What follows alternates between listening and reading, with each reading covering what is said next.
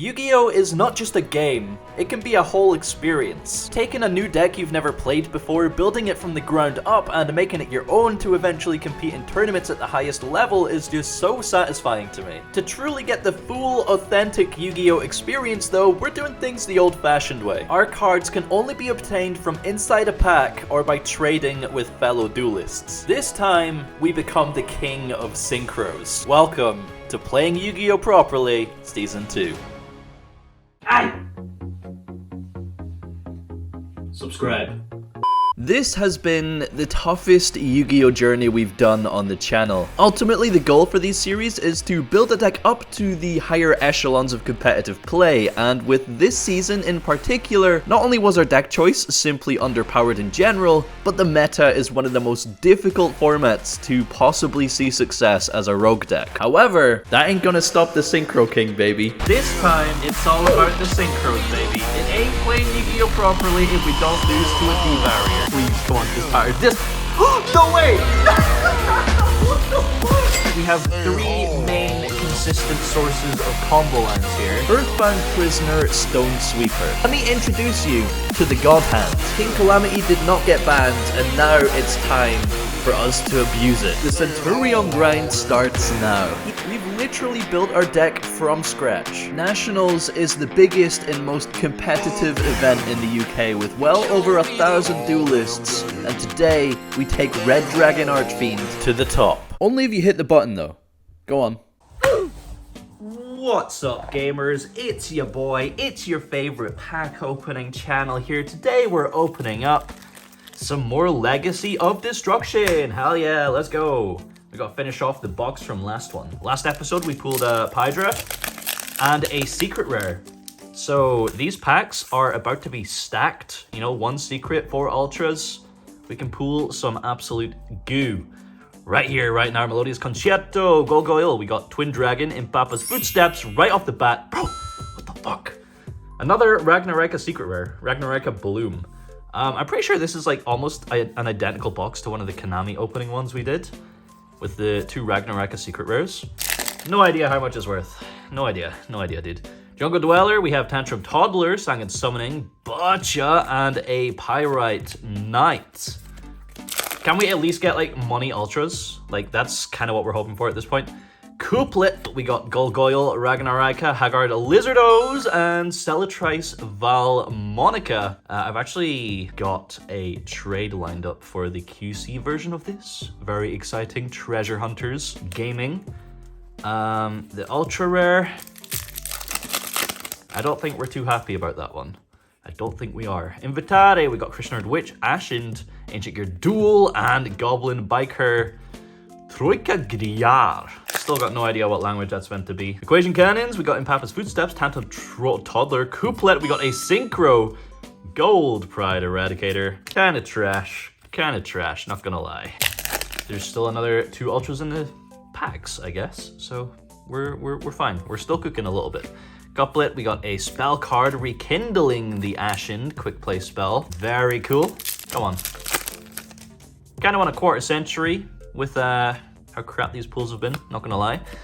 Fadra, Memento Tlan, we got 2 in a row. Rekindling the Ashind. Bonfire Lit. You died. Memento Tlan Fusion. A Link Monster. Ragnaraka, Stars, Stag Sovereign. Very nice, very nice. Would have preferred the QC. Still need the QC. Still need a lot of QCs out of this set, actually. Like, most of them, to be fair. Ragnaraka Mantis Monk. We have a Fusion Enlightenment Dragon. Yeah, this is pretty sad. Come on. Nightmare Throne or Dragonling, please. We have Talons, Valmonica, Cooling Embers, Silent Swordsman 0. I think that's also, like, trash. God, this box has sucked. This box has sucked ass. At least we got Pydra, right? Bident Dragon, we have a... Let's go! Saved! We got another Pydra, let's go. All right, 2 Pydra. Thank God for that. How many Pydras have we had so far? That's like our 3rd Pydra. Woo! Okay, we're fine now. We're happy now. QC? Nah, okay. Bident Dragon, we got Ashen, Melodious Concerto, Small Little 3-foot Dude, and Code of Soul. Yeah, haven't seen that card in a while. Very nice, very nice. Okay, another Pydra, another Secret Rare, and then 4 Ultras that honestly pretty much just end up being bulk in the binder, but we at least got some value, you know? Okay, we can't complain. That's fine, that's fine. While it would have been nice to pull a Nightmare Throne or something, ultimately, it doesn't really matter. We have everything we need already, we just need to practice, practice, practice, make sure our list is as strong as it can be, and play the perfect game at Nationals. We had one more locals before traveling down for the weekend, but instead of attending that, I decided to grind out a full day of ranked on Omega. Actually, Revs, you should play Dueling Book. Shut up, idiot. The goal is to turbo through as many matches as possible, brush up on a bunch of different decks, and maybe find some new interactions. A couple of weird hands did get me thinking though, and those were the hands where you open kind of some of your garnets or your semi-garnets. So let's talk about that a bit. Alright, before we get into it, let's just appreciate the new drip real quick. We wanted to kit things out for our trip down to Nationals, and we of course have the Dragon of Pride and Soul playmat, which looks amazing, but we also have the beautiful, probably like my favorite sleeves ever, Ultimate Slayer sleeves from the Duelist Cup 2022. Yeah, these were OCG exclusive. Once again, thanks to Derek. Unfortunately, Derek is no longer with us. He has returned back to his homeland forever. So F's in chat for Derek, but thanks for everything you've done for our local community, Derek. We'll definitely see you again in the future at some point. But yeah, we wanted to be a little bit more inconspicuous rather than playing the full Red Dragon Archfiend accessories, because as soon as you sit down at the table, you see all the accessories, you're like, ah, I know what this guy's doing. Which honestly, when it comes to this deck, means nothing, but I just wanted to use my fancy sleeves. So getting into the kind of weird hands I was talking about, this is an example hand. So we have Crimson Resonator, which is a, semi-garnet. We have Trudea, which is a 1-card combo. It's also a card you don't want to see in your hand. It's like a garnet, red zone, garnet. Oath, again, 1-card combo. So this is actually a fine hand, because if like Trudea gets stopped, you can still Oath into the field spell or Primera, etc, etc. And now we just have a Veiler here as well. So basically what I was wondering is, does Crimson add anything to the Centurion lines of play? So for example, when you only open the Centurion cards, you're just going for the simple 4 summons, making Oxala, or heck, even Legacia sometimes, and setting up your Calamity Lock. But for example, if we don't have the Emblem at Oath, right? If you're going for the Centurion plays, you normal summon Trudea and it gets impermed, or if you get impermed basically anywhere, you're gonna get stopped. And the same is also true if you go Crimson Resonator into the Centurion stuff as well. The difference is the sealing of the end board with Crimson Resonator is so much stronger. Like, you're gonna have Abyss to stop things like Droplet and Cyclone. Essentially, what I'm trying to say is Crimson Resonator plus literally any Centurion starter is basically full combo. So in this hand here, we're gonna special summon Crimson and normal summon Trudea. We'll activate the effect of Trudea, and if they imperm here, we can at least go into Red Rising and then play out the full Red Dragon Archfiend combo. But let's just play it through here. So we'll activate the effect of Trudea. Trudea is going to place itself and the Primera. We're going to activate the effect of Primera to summon and the effect of Primera to search. This is where they would have to imperm you. If they imperm you here, you're basically fucked unless you have exactly Oath in hand, and then you can place a Gargoyle and just play fully uninterrupted from there. But yeah, Primera is going to search for the field spell. We're going to activate the field spell, and with the field spell, we're going to discard the red zone to the graveyard because we can just add it back later with Crimson Gaia. But yeah, with the field spell, we are going to place the Gargoyle. Effect of Gargoyle to summon. We'll summon it as a level 8, and then synchro these two into the Centurion Oxala. We're going to chainlink 1 Oxala to search another field spell, chainlink 2 Gargoyle to add itself back. And of course, Oxala is a Dark Dragon Synchro, so this is where this comes into play again. Obviously, any Centurion starter is going to get you to the Oxala, which means Crimson Resonator is just free to pop off now. So we can go Crimson Resonator effect, Summoning Art Soul and Vision. Soul is going to add the Bone to hand. If we didn't have to normal summon the Trudea, we can just normal summon the Bone here. But because we did use our normal summon on the Trudea there, we're just going to activate the effect of Bone in hand, send the second field spell so we're not giving away hand knowledge to special summon itself. Now we're going to go effect of Bone target itself. We're going to dump a UV loop and reduce its level to 3. So we can synchro that with the Soul Resonator into the Red Rising Dragon here. And Red Rising is going to bring back the Soul Resonator. Then we're going to synchro the Vision and the Red Rising. into Scarred, which will trigger the vision, adding Crimson Gaia to her hand. And then we'll just fire off the Scarred and the Crimson into Bestial Dispatter as well. Obviously, Scarred is going to activate here, summoning out a Red Dragon Archfiend. And then we're going to use the effect of UV Loop Engrave. UV Loop targeting the Red Rising. It's going to banish the Red Rising to add itself back to hand. Dispatter can summon back the Red Rising, and then we can synchro the soul with the Red Rising into our Abyss. Activate Crimson Gaia, effect of Crimson Gaia, adding back the red zone from the grave to the hand. Set the red zone. And of course, RDA is going to blow up our board in the end phase. We can protect it with Soul, or instead we could just go UV Loop in hand, targeting the RDA. So banish the RDA to special summon the UV Loop. That way, when we summon back the Red Dragon Archfiend with Red Zone, we have the Destruction Protection as well in Graveyard. And also we can Synchro Summon with the UV Loop into the Crimson Dragon. So here we're just going to go end phase. End phase Oxala is going to place the Primera, and we don't even need to use the Primera. So we essentially have our full setup here, just because we had the Crimson Resonator in hand plus a Centurion starter. So yeah, opponent's turn, we summon the Trudea as a level 8, trigger the field spell, synchro the Trudea with the UV Loop to summon out the Crimson Dragon. Crimson Dragon target Oxala. And there is the boy. There he is. So yeah, it's not like a super important combo to know because it comes up so rarely that you just have Crimson plus a Centurion card, but it is worth knowing.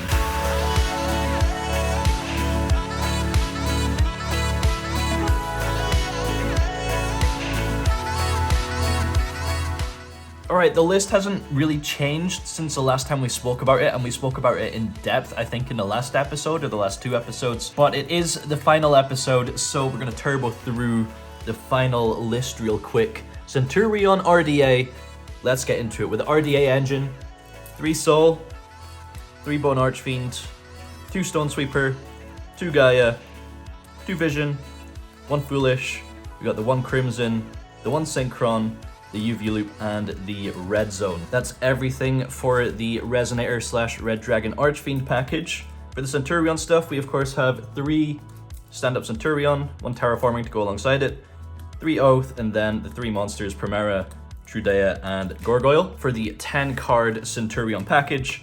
And then that leaves the non-engine. We've opted to go for hand traps, of course. We have 3 Ash, 3 Imperm, 3 Veiler, 2 Mourner, 2 Bell, and 2 Ogres. So that's 15 hand traps in total for a 42 card list, which gives us the ideal maths for the Snake Eyes matchup. For the extra deck, nothing super special. 1 Red Rising Dragon, 1 Q-Belt, 1 Scarred, 1 RDA.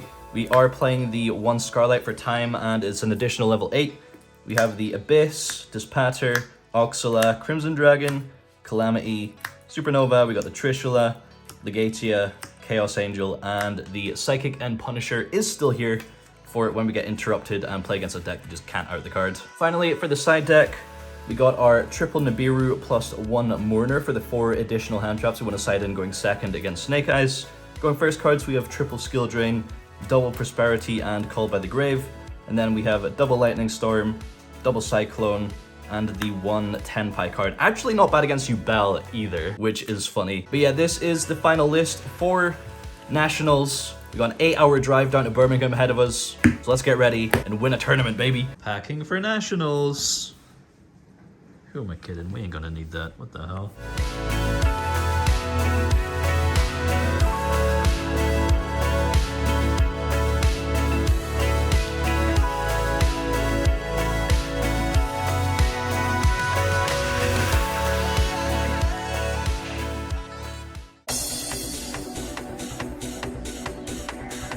Alright, this is it, and before we actually get into the gameplay, let me talk about the tournament structure real quick. So, UK Nationals, we had 1,330 players, giving the tournament 11 rounds of Swiss into a top cut of 64. This, of course, was split into 2 days, so day 1 you had 9 rounds of Swiss, and then day 2 you had the remaining 2 rounds going into top cut. There's actually a couple of different milestones leading up to top cut, so you actually have to qualify for day 2, so at the end of day 1, you have to be within the top 200 156 players to actually play on the second day. From there, if you finish Swiss in the top 128 players, you get a pack of National sleeves and the National Minerva game mat, which is a pretty dope mat, I'm not gonna lie, but the sleeves I'm not a huge fan of. I don't really like the new triangle kind of logo. But yeah, the next milestone is of course top 64 and then however far you get into Top Cut after that. Last year we finished 70th place with our Keeper Gang branded deck, which is a decent performance, but this year, considering the format we're in and the deck we're playing,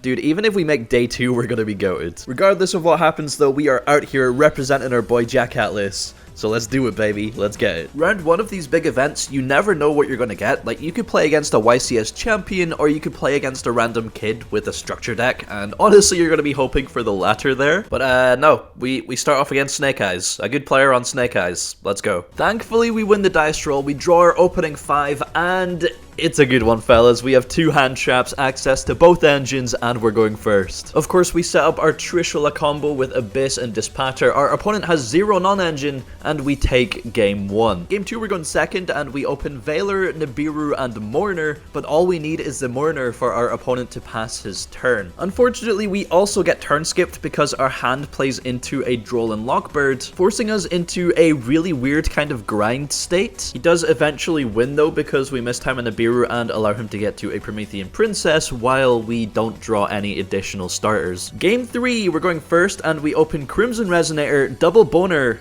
Ash, and Prosperity. We go through the Crimson plus Boner line, but we do get double hand trapped, meaning our board is doing nothing. So we go Prosperity, and there's a few good options there, but we do choose to add the Skill Drain and Pray. Our opponent normal summons a Poplar, to which we chain Skill Drain, and then they just pass turn. We top deck Called by the Grave. Boner sends Skill Drain to the grave. It does get Veilered, but we chain the Called by, and we pop off from there. Good game. Woo! We are undefeated against Snake Eye this tournament. Round 2. We're using Neuron for the pairings, and I look down at my app, and I see we're up against Danny K. I knew exactly what this was going to mean, and right enough, sitting across from me at the table was none other than the current national champion, Danny Can. I like Danny. In fact, one of my favorite moments in this game was against Danny at a regional table 1 final round. It was Kashtira format. We resolve a Kurikara for his full board with just 1 monster zone left. It was so hype, man. But yeah, this is going to be a very difficult game, and we do lose the dice roll. Game 1, he goes first. He normal summons Snake Eyes Ash, but we hit him with an Imperm, and he passes turn. From there, we're pretty much able to win the game on the spot despite losing the dice roll, so we're feeling good. We're feeling good. Game 2, we're going second, and I'm pretty sure we see 0 interruption. He sets up his full board, and yeah, it's game 3 time. All right, here we go. The final game. If we win this, we unofficially become the national champion. We draw our 5 cards, and we see Bone Archfiend, Trudea, Stand Up, Nibiru, and Emblema Oath. Alright, so this is one of those weird hands where it's like we should be fine through multiple interruptions, but how exactly do we sequence this? So I'm pretty sure we played it like, we activated the field spell, effected the field spell, send Bone, that way if they have a Ghost Ogre, we can chain Oath to protect the field spell. It doesn't get Ogred though, so we place the Primera, and then we don't want to lose everything to Nibiru, so we're playing the anti-Nib line. Therefore, our next action from here is Bone Archfiend Engrave, send Trudea to special summon itself, and then Bone effect target itself. We send Vision and we increase Bone's level to 5. Vision is going to add Crimson Gaia from deck to hand. We activated the Crimson Gaia effect to add the Soul Resonator. We normal summon the Soul Resonator effect to add a Synchron. 3 plus 5. We made Scarred. We special summoned the Synchron. We synchroed these 2 into Abyss. Chainlink 1 Scarred, Chainlink 2 Synchron. Synchron adds the Vision Resonator from grave to hand. We then special summoned the Vision Resonator and synchroed with the RDA into Bestial Dispatter. And then we went end of main here. If we got Nibiru here, it's still fine, because we can set up Calamity Lock through Nibiru, which is also an interesting line. So I'll show you that in a minute as well. But yeah, we went to the end of main here. There was no Nibiru, so we went to the end phase. In the end phase, we went Emblema Oath, place the Gargoyle, so that we have our access to the Crimson Dragon and therefore the Trishula line with Abyss and Dispatter. Before we move on to Danny's turn though, let's go back and assume we get Nibiru'd, right? So we go to end of main here. and he activates Nibiru. It's kind of weird with Trudea and Grave. Usually we would want Trudea and Primera placed here, but we don't have that. So in this situation, we would go Primera effect a summon, Primera effect a search, we would add a field spell, and then we would activate the effect of Oath to place a monster, so we would place the Gargoyle. Effect of Gargoyle to summon, we'd summon it as a level 8, and then we would synchro these two into the Centurion Oxala. Chain link 1 Oxala to add another field spell. Chain link 2 Gargoyle, add itself back. We would then activate the effect in Hand of Gargoyle, send the field spell to special summon itself as a level 8. Activate another copy of the field spell, go end phase Oxala will place the Primera, and then that is our Calamity setup. Assuming we did get Nibiru, because Primera would summon on our opponent's turn, Crimson Dragon, Calamity. But yeah, reverting back to our actual end board, we pass turn here. Now, Danny's opening hand was Valor, Planet, Wanted, Bonfire, and Talents. He just didn't activate the Valor because he didn't know where to use it. He starts off with Planet adding Fenrir, and the combination of Talents plus Fenrir is actually super problematic for our board. He special summons the Fenrir and then adds Witch off of the Wanted, special summons the Witch by sending the Planet, and sets Original from the deck. I think now is probably the correct time to go for Trishula, so we summon the Primera and the Gargoyle, activate the field spell to synchro into Crimson Dragon, and I do activate the Gargoyle in Grave to add itself back, meaning on resolution, Fenrir is going to trigger, and I'm pretty sure he targets a Crimson Dragon. Because Trishula is also a when effect, if we chain Crimson Dragon here to go into the Trishula, it would miss timing. So we're basically forced to negate the Fenrir with Abyss. Now on resolution, we go Crimson Dragon into Trishula, banishing the Wanted from Grave, the Original from Field, and a random card from hand that isn't Bonfire or Talents. So now he uses Talents to take our Dispatter. Bonfire adds Ash, normal summon Ash, add Poplar, Poplar summon itself, Poplar add the Field spell. At this point, he realizes the last card he has to worry about is potentially Nibiru, so he's able to threaten game, forcing out the Nibiru at end of main phase to then continue comboing into game again, and we lose game 3. If we would have just tunnel visioned into summoning Calamity, we would have actually won that match, dude. But oh well, 1-1, and at least we know our tiebreakers are going to be good because our only loss is to Danny Khan, and Danny is obviously going to do well. Round 3! This tournament is rigged against us, man. We're up against Thomas Rose. Funnily enough, this isn't the first time we've played against Thomas Rose in this series. Last time we played against him at the UK Open, and he was playing this weird, like, Chain Burn Blind Second deck, and we had, honestly, the worst duel of Yu-Gi-Oh! In my life. It ended as a draw, 1-1. Well, we have a rematch on our hands. We have the Centurion engine on our side now, and I don't know if he's changed his deck much. He was playing some different cards, and he went first this time, which means, yeah, we lost another dice roll. I don't know if his hands were just ass, but this game felt a lot easier because there was a lot less stall cards. Also, we're actually familiar with the matchup now, so we just want to set up Abyss plus Red Zone and then just win from there. He did summon a Typhon using Mahama the Fairy Dragon, but Trishula is only 2700 attack, so as soon as Trishula hit the field, he'd had enough. It was a fun little interaction and a good swift 2-0 in our favor. We're 2-1, baby. Round 4. Guess what? We're up against Snake Eyes. Yeah, this is a rough tournament, man. Game 1, we somehow win against Ash, Witch, and 3 or 4 hand traps. I can't remember exactly how, but I remember feeling like an absolute monster. Like, how is that even possible? Especially with this deck. Game 2, going second, I'm pretty sure we see no interruption and just lose to the board. And game 3, we got our first actual brick. So, yeah, it's 2-2. A little demoralizing, but you can still get top 64 with an X3 record. We got this, man, okay? I ain't gone down without a fight. Let's go. Let's keep going. Round 5, we're up against Branded and lose yet another dice roll. It's kind of a scary matchup when most of your hand traps rely on targeted negation, and Branded can play around that very easily. But his turn was Fusion Deployment, summon Cartesia, pass turn. That was the free game we needed for a 2-1 victory. Yeah, he wins game 2 and then we slap him back with a game 3. Round 6. We lose another dice roll to Kashtira. Kashtira is one of those matchups where it's like, if they see Shifter, they probably win. But if they don't see Shifter, you're probably fine. My opponent didn't see Shifter once, and we took the 2-1 dub. He was a really cool dude. We had a really fun match. Met a lot of cool people, as always at these events, actually. But yeah, we're sitting at a 4-2 record now. We're feeling good. We're feeling good. let's have a quick little break and open our entry packs from the event. So we actually got a Nationals Field Center as well.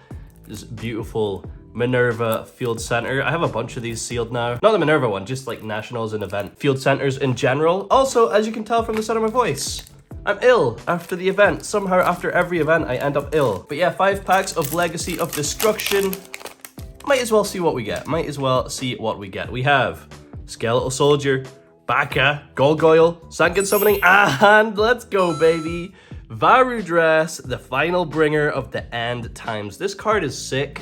A sleeper at rank 10 that is only going to get better with time. Very, very good card. I think that's what, like £15? Got Gargoyle there as well. Hell yeah. Very, very nice start to our packs there. Holy. Did not see that coming.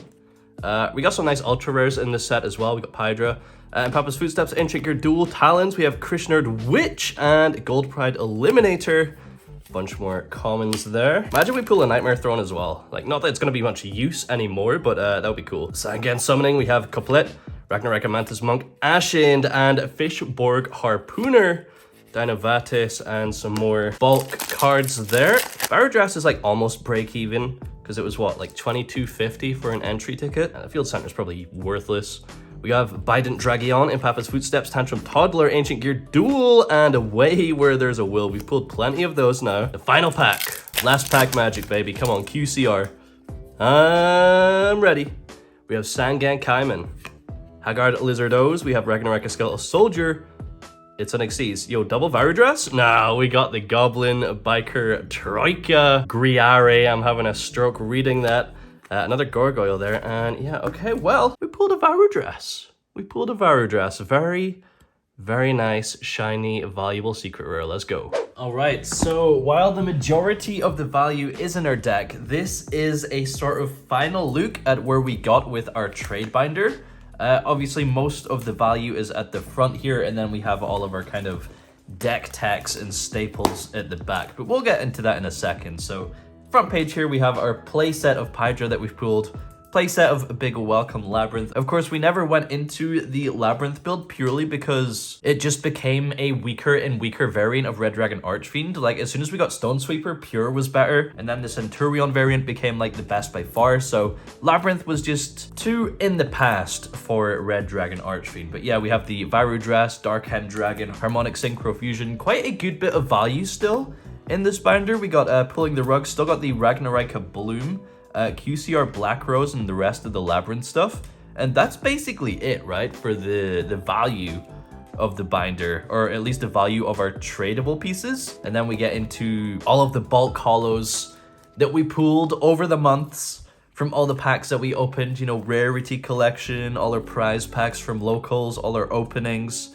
Yeah, there's really nothing else much of value in here because we traded it all away.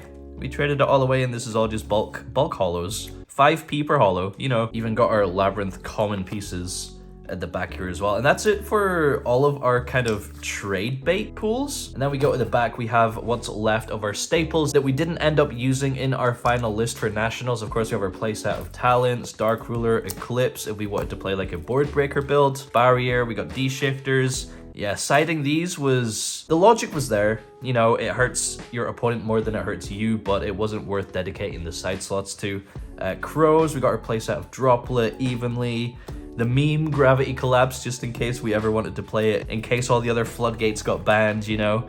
We got our third Prosperity here. Summon Limits, obviously can't play these anymore. Cosmic Blazar probably goes in when Calamity gets banned as an option. Whether we see that is anyone's guess, to be honest. Some more of our pure engine pieces. Of course, we've got our Resonator Calls, our Void Apocalypses, our Supe engine, the Catalyzer, you know, the searchable text from before we moved over to the Centurion engine. And then we have the rest of our little bits here, you know, the Wild Wind, the other Crimson, more Red Risings. The Baron that got banned before we could actually play it. I think we played it once, right? Don't know if we actually made it when we played it though. We got our Druis Worms. That's actually a good bit of value per copy there as well. And then that's pretty much it. We still got our Fenrir. Never ended up using the Fenrir. Got Magna, Drolls, Phantasmes. We can finally start getting rid of most of this stuff now.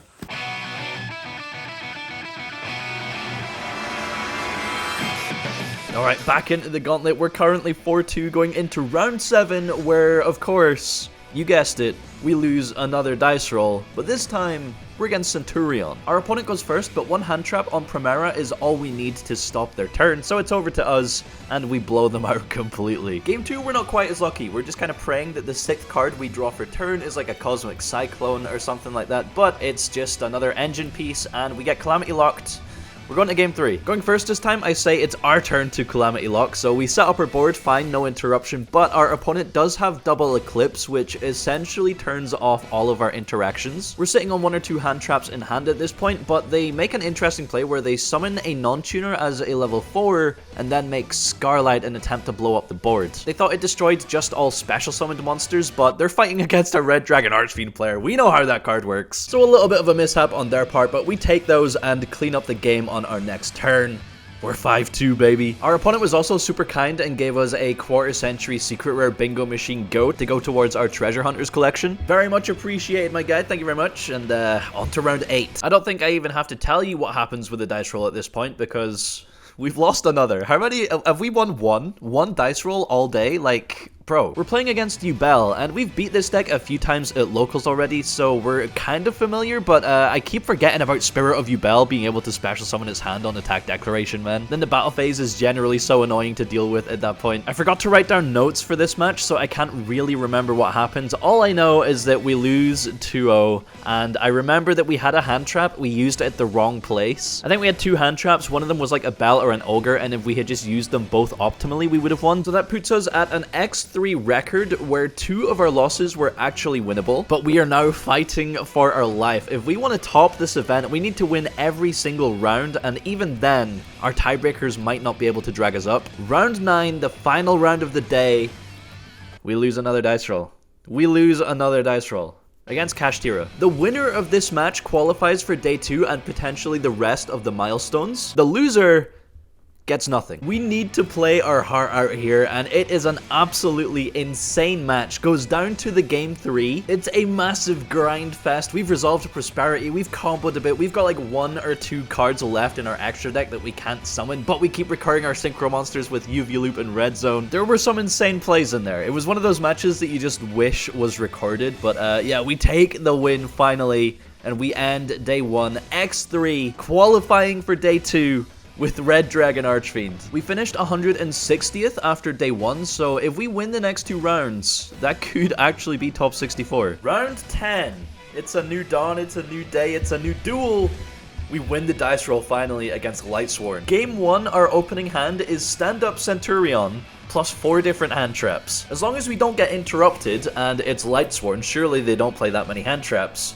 This is unlosable. We set up our Calamity Lock, we're chilling, we pass turn, they normal summon Seyfert, I'm pretty sure. So we just full send it until we get to Crimson Dragon, where we're met with a Forbidden Droplet. Talents is then used to look at our hand of Ash Blossom, Ghost Bell, and Ghost Ogre. They rip the Ash Blossom, realize that they just get stopped by Ogre plus Bell. So he normal summons Lightsworn Dragonling, overlays into a Baguska, and just passes turn. We top deck a Centurion Gargoyle, so still can't do anything past turn. Our opponent detaches 1 from Baguska, passes back. We top deck Vision Resonator. I'm like, okay, maybe there's something we can do. So we activate Gargoyle to summon by sending the field spell, and then special summon Vision and make Dispatter. It's not even live though, it's not doing anything, and we eventually lose that game because our opponent has just accrued so many resources through the Baguska stalling. Going into game 2, we see both of our engines plus a couple of hand traps, so we end on the Abyss plus Dispatter and the Centurion lineup to go into the Trishula. But our opponent has a Kaiju. I never realized how weak this board was to a singular Kaiju, because if they Kaiju Abyss, Dispatter isn't live and you have no targets for Crimson Dragon. The thing is though, our opponent couldn't think of any good level 9 or 10 synchros that we could summon with Crimson Dragon, so they Kaiju the Dispatter,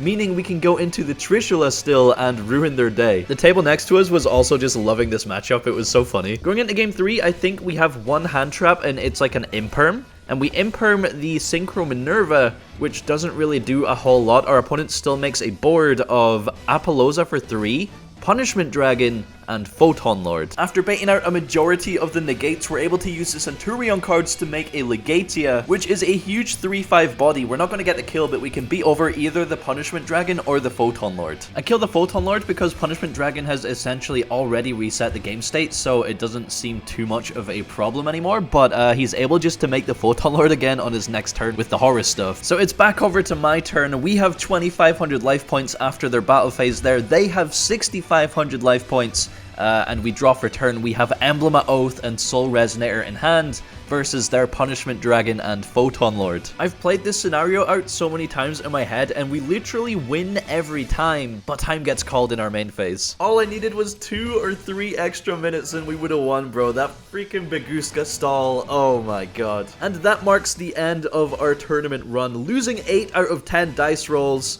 3 of our 4 losses being actually winnable. There was a world where we get top 64 with Red Dragon Archfiend, man. I'm not complaining though. A day 2 finish in this format with Red Dragon Archfiend. It's very nice, very nice. The next step would be to go to Euros, but despite having our invite, we're not actually going this year, and there aren't any regionals or anything until next season, so this is a solid place to end the series. We did what we wanted to do, you know, and that was to prove that even with a random rogue deck like Red Dragon Archfiend, you can still compete if you put your mind to it. It won't be the end of RDA content on the channel. I'll probably make a video about Flame Crime and play the Centurion build when it's released on Master Duel, but for playing Yu-Gi-Oh! Properly, I think that's another successful season in the bags. Question is, what's next? Who knows, man? Who knows?